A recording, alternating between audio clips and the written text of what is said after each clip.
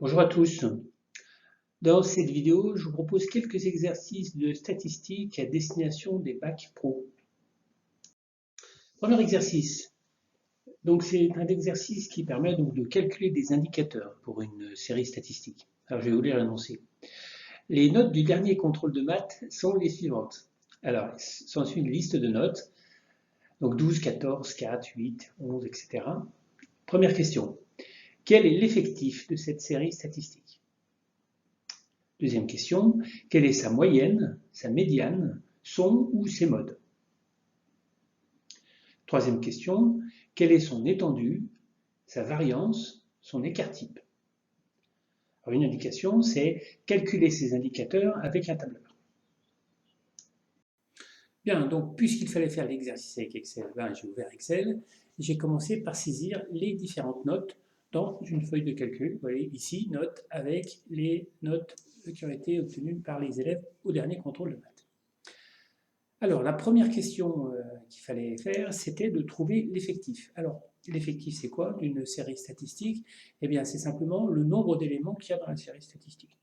Donc, on peut soit les compter, bon là, c'est pas très difficile, puisque la dernière a le numéro 18 et la première a le numéro 2, donc on doit pouvoir faire le calcul. Si on ne sait pas le faire, eh bien, on peut utiliser la fonction nombre, NB, qui est une fonction sous Excel, qui va donc permettre de calculer le nombre de valeurs dans une plage de valeurs. Donc la plage, c'est de B2 jusqu'à B18. On fait entrer et on trouve le résultat qui vaut 17. Donc on a donc un effectif de 17 notes dans cette série statistique. Ensuite, la deuxième question, c'était de calculer la moyenne. Alors pour calculer la moyenne, c'est à peu près aussi simple que calculer l'effectif. Je vous rappelle que la moyenne, c'est la somme des notes divisée par le nombre de notes, mais on n'a même pas besoin de faire ce calcul avec Excel, puisqu'on a une fonction à notre disposition qui s'appelle moyenne, d'accord, et qui permet, comme son nom l'indique, d'indiquer la moyenne d'une plage de cellules. Donc ici, toujours la même, B2, B18. Entrée, et donc le système nous affiche 9,471 pour la moyenne. La médiane, eh bien, si on n'a pas beaucoup d'imagination, c'est le moment d'y aller. Il suffit donc de taper médiane, et là encore, on sélectionne la plage de B2 à B18. B2 à B18, entrée, et on trouve 10. Alors, ce résultat-là, on peut facilement le retrouver en revenant à la définition de la médiane. Donc, la médiane, c'est la note qui sépare la série en deux sous-séries de longueurs égales. Donc, on va commencer par trier cette série. Donc, je fais simplement avec la fonction données trier. OK. Donc là, j'ai maintenant l'ensemble des notes, les mêmes notes qui sont triées par ordre croissant. Donc, on va de la première, 3, jusqu'à la dernière, jusqu'à la meilleure note, 19. Et donc, ce qu'on peut voir, c'est que le 10 qui est ici, il coupe la série en deux sous-séries de longueurs égales. C'est-à-dire que la première sous-série ici, elle a une longueur de 8, et la deuxième, ici, elle a une longueur de 8. D'accord? Donc, cet élément-là est la médiane, c'est-à-dire l'élément qui coupe la série en deux sous-séries de longueurs égales. Ensuite, les modes, ce sont les modes, ce sont les notes les plus fréquentes. Donc là, on peut regarder, qu'est-ce qu'on a? On a 2, 4, on a 2, 7, on a 2, 10, on a 2, 12, on a 2, 14, etc. Donc là, il y a un certain nombre de modes, en fait, il y a plusieurs modes. On est dans le cas d'une série multimodale, c'est-à-dire qu'on a plusieurs notes, en fait, qui ont la fréquence maximum qui est ici de 2. Bien sûr, on pourrait très bien avoir 3 10, et auquel cas, on aurait une série monomodale qui serait donc, et le mode serait 10. Alors, ensuite, l'étendue, par définition, c'est la note maximum moins la note minimum. Donc, c'est assez simple ici, puisque la série est triée, donc 19 moins 3, ça fait 16. Ou alors, on peut utiliser des fonctions Excel, puisque c'était le but ici. Il y a une première fonction qui s'appelle la fonction max, qui va permettre de calculer le maximum, moins la fonction minimum de la même plage, toujours B2, B18. Et bien sûr, on retrouve 16. Alors, pour calculer la variance, là c'est un petit peu plus compliqué. Alors, il y a déjà une première fonction Excel qui permet de calculer la variance. Alors, quand vous faites variance et vous regardez toutes les fonctions qui commencent par variance ou qui contiennent variance, vous voyez qu'il y en a pas mal. Alors, je vous conseille d'utiliser celle-là, var p, en fait, hein, qui est la variance d'une population. Alors, on ne va pas rentrer dans le détail, mais il y a un certain nombre de fonctions de variance. Et c'est celle-là qu'il faut utiliser, c'est la fonction qui permet de calculer la variance d'une population. Le petit p, ça veut dire population. Et donc, toujours pareil, même fonctionnement, on va mettre la plage des données à calculer. Et là, on trouve 19,19. Alors, un peu comme pour la médiane, on va revenir à la définition mathématique de la variance pour voir si on peut calculer, recalculer ce 19,19 par un autre moyen. Alors, ce que nous disent les maths, c'est que la variance, c'est égal à la moyenne des carrés des écarts à la moyenne. Alors, bon, on va commencer par calculer déjà les écarts à la moyenne. Hein, écarts à la moyenne. Alors, les écarts par rapport à la moyenne. Qu'est-ce que c'est que l'écart par rapport à la moyenne? C'est la valeur de la note moins la moyenne, bien sûr, 9,471. D'accord? Donc on va tirer en fait ces valeurs-là. Et ici, maintenant, donc, dans cette colonne-là, comme vous le voyez, on a les écarts par rapport à la moyenne. Bon, d'accord? Mais pour calculer la variance, ce n'est pas les écarts à la moyenne, mais c'est le carré des écarts à la moyenne. Donc on va mettre le carré. Alors le carré, c'est égal à quoi? C'est égal à ça multiplié par ça. D'accord? Donc là, ça va être moins 6,471 multiplié par moins 6,371. Et donc là, ça donne 41, et des poussières. On tire cette formule, et là, maintenant, on a les carrés des écarts à la moyenne. Et alors, on vous dit que maintenant, la variance, c'est la moyenne de toutes ces valeurs. Ok, donc on va donc faire égal moyenne de ces écarts-là, de ces carrés de ces écarts. Et on retrouve 19,19, ce qui est quand même assez rassurant. Donc 19, 19, 19, 19 ici. Enfin, dernier résultat, là, l'écart type. Alors on dit que c'est simplement égal à la racine carrée de la variance. Alors ça, c'est pas trop dur, hein. Racine de 19,19.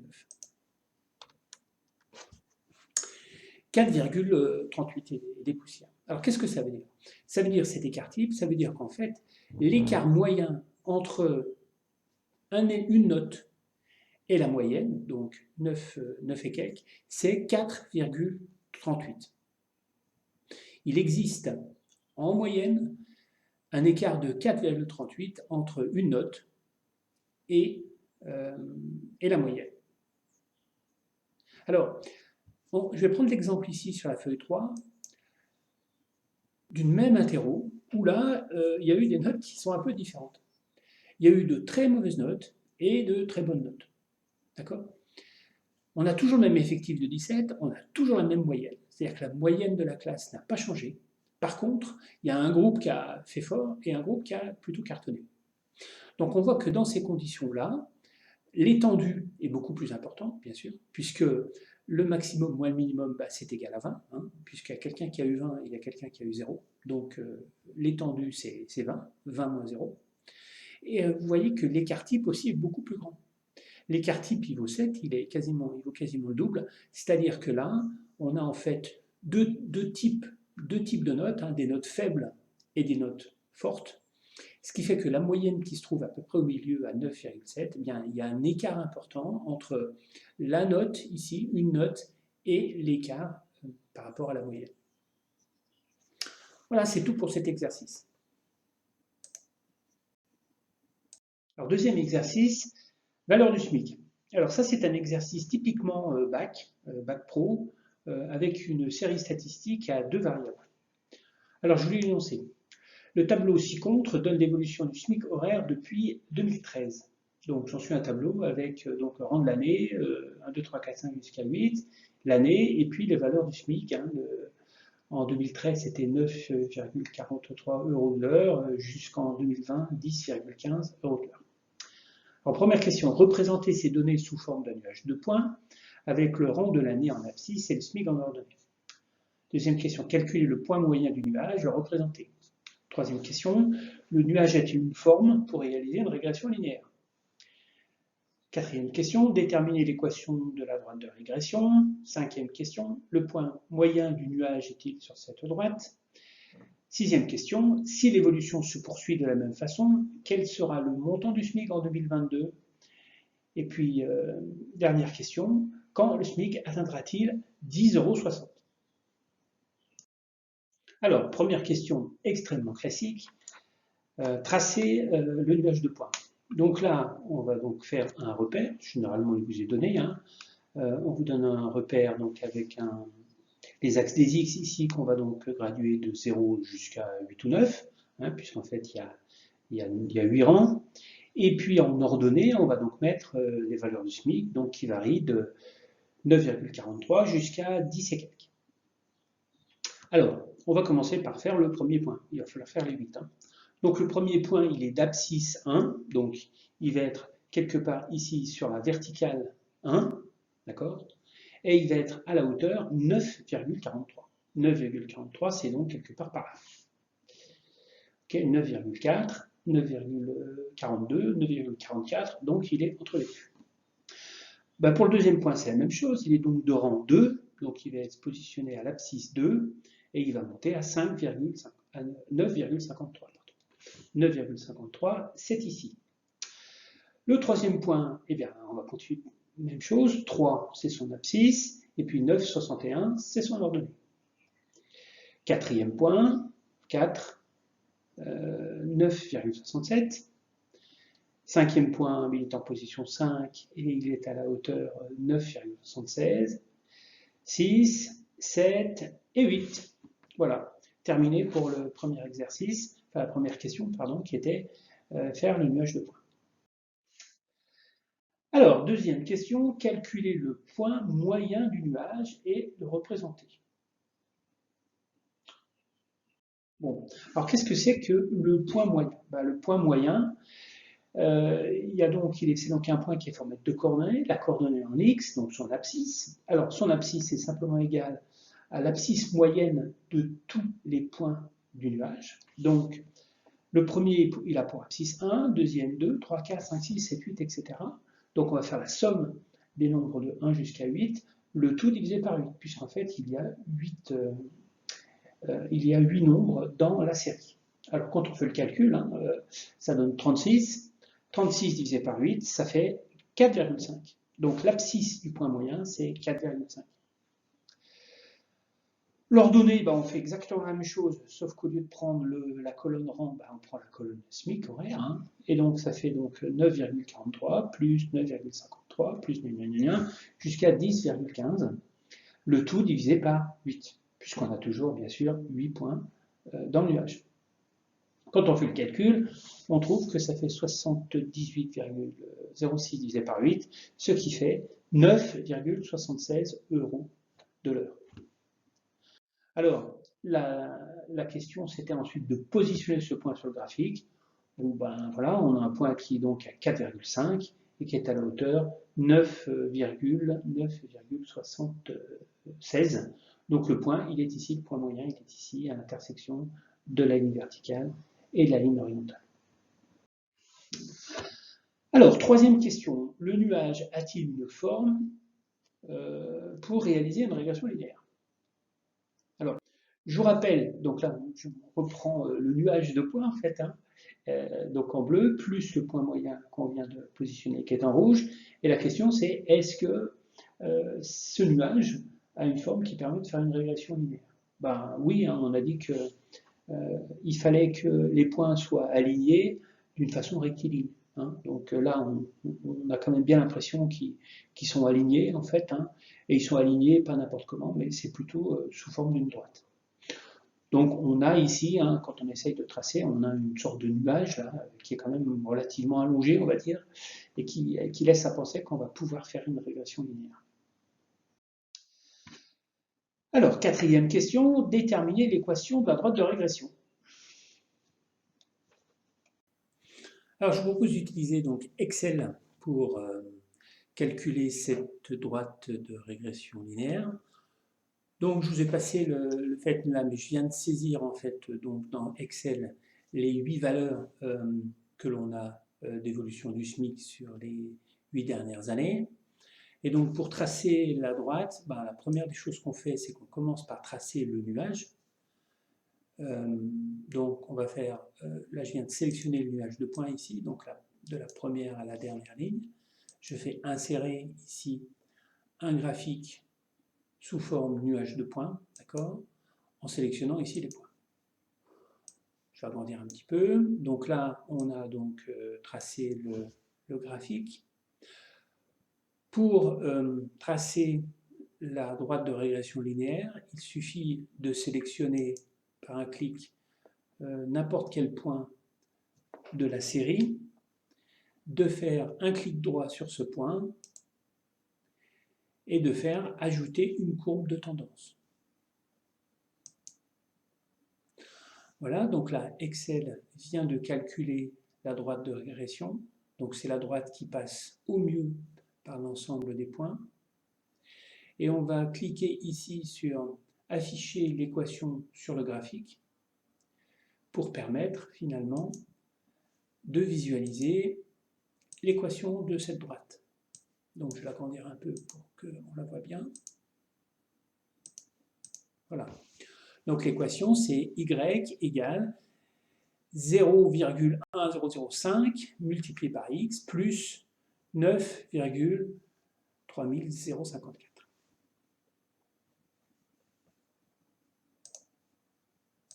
Question suivante. Le point moyen du nuage est-il sur cette droite? Alors là, on est aussi sur une question assez classique dans des problèmes de type bac. Il y a deux façons de répondre à cette question. Première façon consiste à dire oui, ce point appartient à la droite de régression, car c'est par construction, c'est toujours le cas. Le point moyen appartient toujours à la droite de régression linéaire. Deuxième façon de justifier cette affirmation, c'est de faire le calcul. Alors, si on reprend donc l'équation de la droite, c'est donc égal à y égale, donc y c'est le SMIC horaire, hein, est égal à 0,1, j'ai arrondi le 0,005, donc 0,1 fois le rang de l'année plus 9,31, valeur aussi arrondie ici. D'accord? Donc pour vérifier maintenant que le point moyen appartient bien à cette droite-là, donc le point moyen, je vous rappelle, ses coordonnées, c'est x moyen égale 4,5 et y moyen égale 9,76. Il suffit de vérifier que quand on remplace le SMIC horaire par la valeur de y bar et que le rang de l'année par la valeur de x bar, on obtient bien une égalité. Autrement dit, ça veut donc dire quoi? Ça veut donc dire que 9,76 est égal à 0,1 fois 4,5, qui est égal au rang de l'année moyen, plus 9,31. Alors, quand on fait ce calcul-là, on trouve donc 0,1 fois 4,5, ça fait bien sûr 0,45, plus 9,31, ça donne bien 9,76. Donc, on trouve bien que quand on remplace le SMIC horaire par la valeur y bar et le rang de l'année par x bar, on trouve bien une égalité dans l'équation. Donc ça signifie que le point moyen est sur la droite de régression linéaire.